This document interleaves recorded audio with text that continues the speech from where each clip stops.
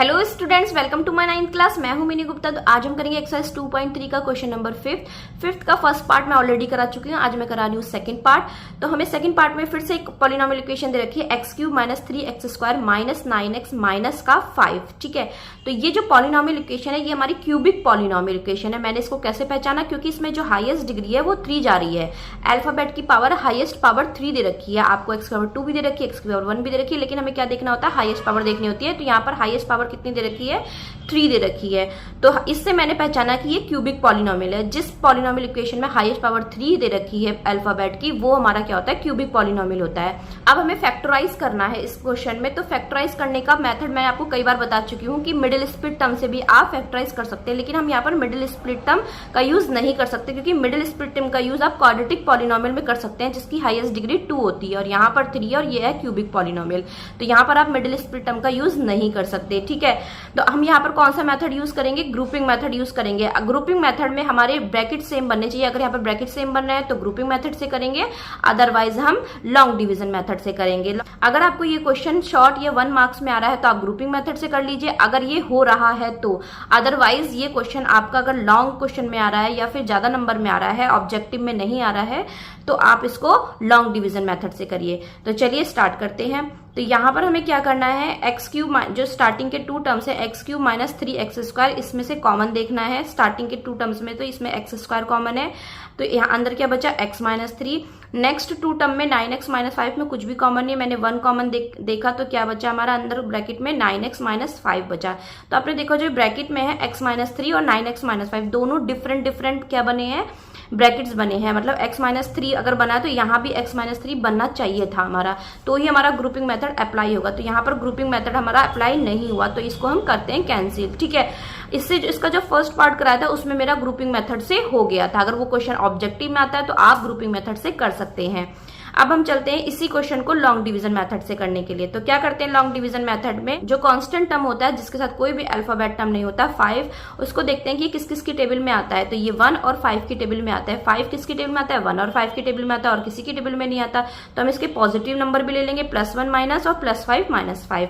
अब क्या करेंगे, इस पॉलिनोमियल इक्वेशन को हम लेट कर लेंगे px के इक्वल, p फॉर पॉलिनोमियल, और x हमने क्यों लगाया, क्योंकि पूरी इक्वेशन हमारी x में दे रखी है, इसलिए px। बेसिकली ये रिप्रेजेंट करता है पॉलिनोमियल इक्वेशन को, px। ठीक है, फिर क्या करेंगे, हम 1 बाई 1 जो हमने फैक्टर निकाले हैं उनको पुट करते चले जाएंगे हम पॉलिनोमियल इक्वेशन में। तो सबसे पहले हम +1 पुट करके देखते हैं। तो +1 पुट करने पर क्या आया हमारा, -16 आया है। ठीक है, -16 आया, लेकिन हमें क्या निकालना होता है, पॉलिनोमियल इक्वेशन को 0 करना होता है। तो हमारी 1 रखने पर हमारी पॉलिनोमियल इक्वेशन 0 नहीं आई, तो अब हम नेक्स्ट नंबर रखेंगे -1। तो p - 1 = -1 का क्यूब, -3 × -1 का स्क्वायर, -9 × -1 -5।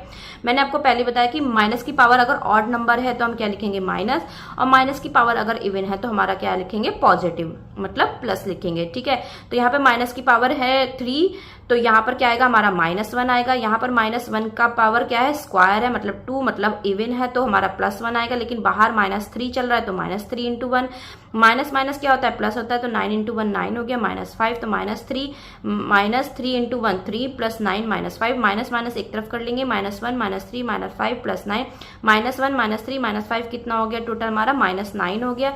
माइनस का 9 प्लस के 9 से हमारा कैंसिल हो गया, मतलब कि यहाँ पर हमें 0 मिल गया।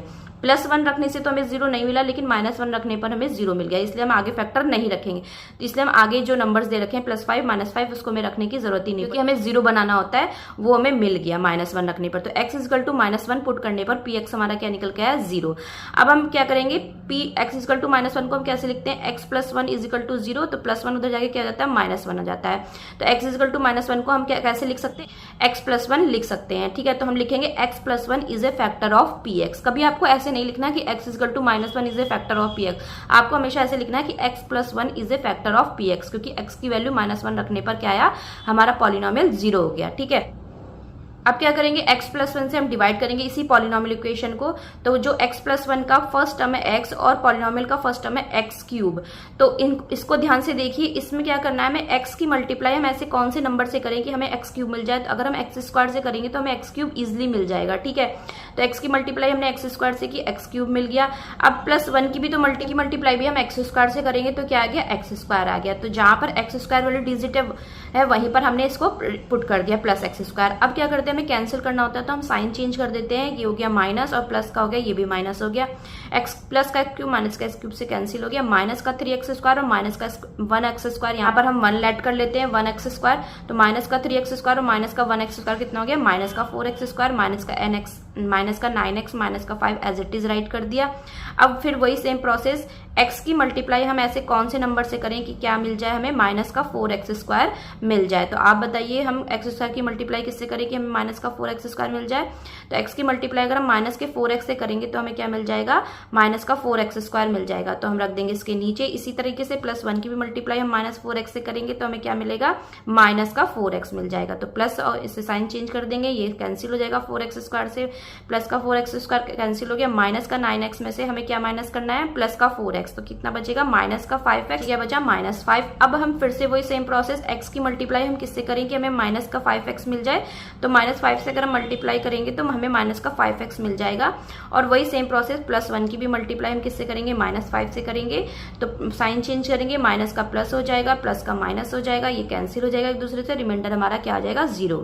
ठीक है, इसके बाद ये x प्लस 1 को हम डिविजर बोलते हैं और ये हमारा क्वोशिएंट होता है जो हमारा आंसर निकल के आता है। अब हमने एक फॉर्मूला पढ़ा है, dividend is equal to divisor multiply quotient plus remainder, previous class में पढ़ा था और मैंने इंट्रोडक्शन की वीडियो में भी पढ़ाया है।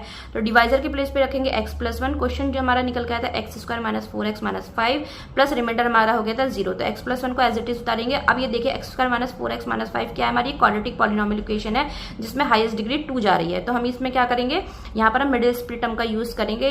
ठीक है, तो माइनस 4x को मैंने स्प्लिट किया माइनस 5x प्लस 1x में, और स्टार्टिंग के 2 टर्म्स मैंने कॉमन लिया x, तो क्या बचा हमारा x माइनस 5। लास्ट के 2 टर्म में मैंने कॉमन लिया प्लस 1, तो x माइनस 5 बचा। दोनों में से क्या कॉमन आ रहा हमारा, x माइनस 5 कॉमन आ रहा, तो x माइनस 5 कॉमन लिया, अंदर हमारा बचा x प्लस 1। तो हमारा फैक्टर निकल के आया x plus 1, x minus 5, x plus 1। तो यहाँ पर क्वेश्चन नंबर 5 का सेकंड पार्ट खत्म होता है। अगर आई होप आपको समझ में आया होगा, वीडियो में पढ़ाया हुआ समझ में आ रहा है, चैनल को जरूर सब्सक्राइब करिएगा। फिर मिलते हैं नेक्स्ट वीडियो में, तब तक के लिए बाय बाय।